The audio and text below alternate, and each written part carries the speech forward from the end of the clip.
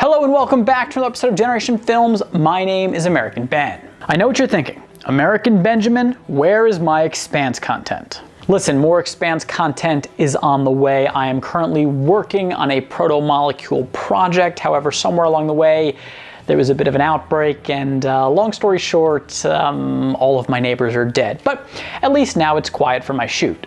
Anyway, today we have to take a slight deviation away from the Expanse because I haven't done a 40K video in a while, and in the past few videos I've been starting to see the ire of 40K fans arise in the comments. And I'll be honest, 40K fans scare the crap out of me. They will hunt you down and end you in the name of the Emperor if you fail to honor His Holiness. The only difference between 40K fans and ISIS is that one of these groups is willing to kill innocent women and children to get what they want, and the other is ISIS. So to avoid the watchful eye of the Inquisition, as we covered Martian Marine Power Armor the other day, today we are going to discuss Warhammer Space Marine Power Armor, something we have never done on this channel. I was originally going to start by explaining all of the different models of Space Marine Power Armor, but because a lot of the viewers of this channel don't know a lot about 40K, heresy!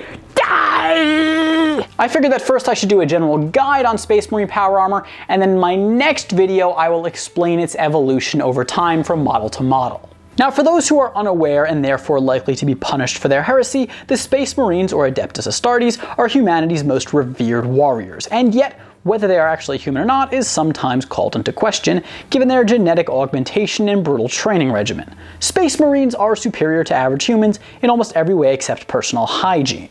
Space Marines are so strong and resilient that even a grave wound suffered in battle by the ordinary guardsman would be but a scratch to a Space Marine.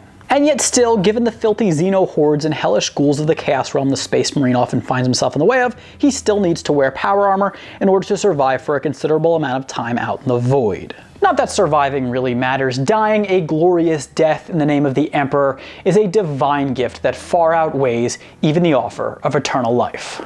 Generally, any given suit of Space Marine Power Armor is fully enclosed and composed of shaped adamantium and plasteel plates that are encased in a ceramite ablative layer. Plasteel is an advanced synthetic material with the consistency of plastic but the tensile strength of steel alloy that was developed during the Dark Age of Technology, an era of mankind's scientific and technological ascendancy in the Milky Way galaxy that lasted from the 15th millennium to the 25th millennium AD. Ceramite is then a common heat and shock resistant material used throughout the Imperium of Man. And adamantium, well, see Wolverine. It's one of the strongest substances known to man.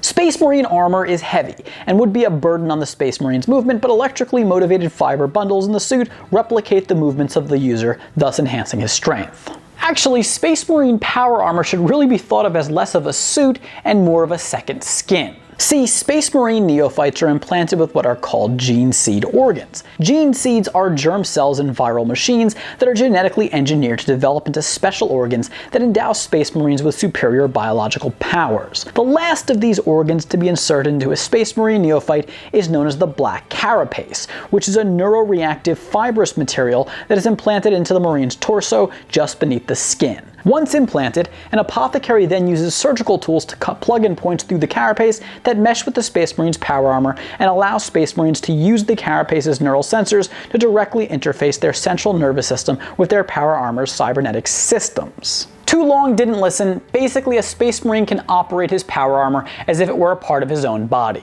We often say stylistically of Marines of different sci-fi franchises that they are their armor. But in the case of 40K Space Marines, we mean it quite literally.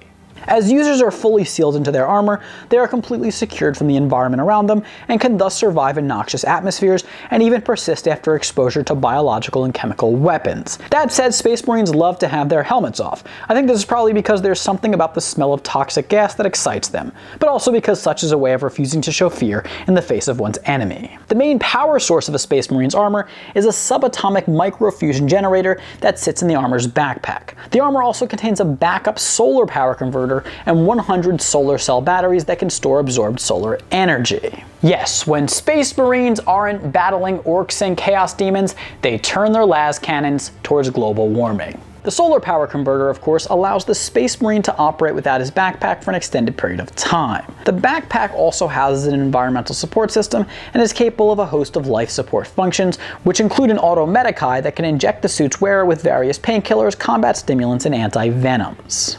The suits can also monitor the Marine's biological functions and transmit such information back to the user. And in the case of serious injury, the info can be sent to apothecaries to alert them of the need for assistance. The suit's temperature regulator works to automatically maintain the wearer's temperature. Heat is created by the power core and then when needed can be vented via the backpack's nozzles. The temperature regulator works with the suit's environmental system and its airtight seal to allow the Space Marine to fight in any setting, whether in a vacuum, in the warp, or inside of a volcano, without so much as feeling a slight change in the weather. As for dying of starvation while in the suit, the power armor contains a nutrient reservoir which acts as a self-replenishing high-energy liquid food store that works to constantly sustain a Space Marine's metabolism. Space Marines don't need to eat or drink while in their armor. Good food is not a pleasure afforded to the Space Marine, but they simply don't have the time for a hearty meal anyway. In 40K, eating is a sign of weakness. Real men have their food injected into them. Finally, the suit's backpack also contains movement stabilizer thrusters for use in low or zero-G conditions.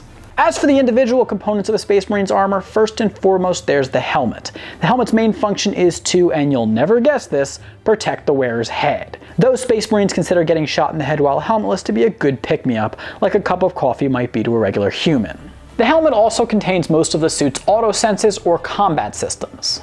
These include comm systems, audio filters, targeting reticules, rangefinders, tactical displays, and Auspex links. An Auspex, which is also known as a multi-scanner or surveyor, is a short-range sensor device that can detect motion, gases, and energy emissions across a wide band of the electromagnetic spectrum. Auspex are used in tactical operations for triangulating the location of hidden enemy forces. Helmets also contain photo lenses, which are reinforced eye guards that protect Space Marines from blinding bursts of light and also offer the user infrared and ultraviolet vision, as well as the ability to see in low light conditions. Finally, the helmet usually contains a Vox Grille, which is used to amplify a Space Marine's battle cry to ear-shattering volumes. The Vox Grille also contains a respirator that works to filter out toxins from the air outside the suit, though it can be shut off in favor of an internal air supply system housed inside of the suit. By the way, almost all of the tech in the helmet is thought activated, as in the Space Marine operates his helmet using his mind.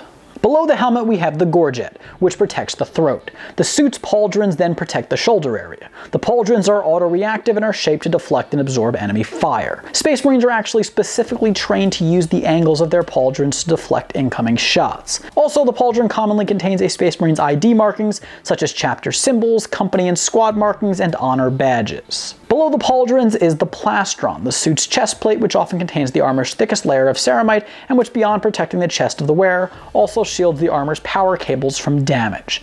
Disabling a Space Marine suit could mean death, so an argument can be made that protecting the power cables is as important as protecting the user's organs. The Plastron is where you might find the Imperial Aquila, a two-headed eagle symbol representing the Imperium of Man, or the Imperialis, a symbol of the Imperium of Man's victories over its enemies and an honor awarded to Space Marines following triumph in battle. As for the Space Marines' arms, gauntlets cover the hands and wrists, vambraces protect the forearms, and couters protect the elbows. Lower down, cuisses protect the thighs, polanes protect the knees, and greaves guard the lower legs. The greaves contain gyroscopic stabilizers and power units that magnetize the soles of the armor's boots, effectively turning them into maglocks, which can be used on metal surfaces in low or zero-G conditions, along with the suit's thrusters to provide stability. As you might have been able to infer, these greaves are invaluable to Space Marines during boarding operations. Of course, as stated above, the suit has sabatons, or armored boots that protect the feet. Many of the components here may seem rather obvious, but the important thing to note is that the suit is not just one big piece. Even with the suit's link to its wearer's black carapace that make it like a second skin, it still is broken up into different parts, and ultimately the separation of these parts work in tandem with its inbuilt tech to aid the wearer's ability to move freely and efficiently. Finally, I just want to quickly point out that Space Marine armor does need to be maintained. Space Marine chapters employ servants known as artificers who spend their entire lives working for their chapter, making sure that the power armor of the chapter's Marines is always up to snuff. It's not the highest paying gig, but you have to understand in the Imperium of Man, this is a pretty good gig, as most people's job is dying. Now, I know a lot of you listening to this video are going to be eager to point out things I've missed, and please do. Space Marine armor has a lot of features, but I will be going into more of the individual aspects of different suits in my next video, so just keep that in mind. Overall, what separates 40K Space Marine armor from other powered armor is the connection the Space Marine has to his suit. It's not just an emotional connection, it's a physical and biological connection that allows Space Marines to operate their suits as they would a body part. And this makes a Space Marine and his armor a terrifying foe. Anyway, that is the video. Please be on the lookout for my next video detailing all of the different iterations of Space Marine Power Armor over the years. If you liked the video, please do give it a like, comment down below, say anything you want. Comment on the Expanse if you want, but my guess is the onslaught of 40K fans is about to commence. You know I love you. Remember to subscribe to our channel, hit that notification bell. For now, my name is American Ben, and I'll catch you next time. Generation Films, peace.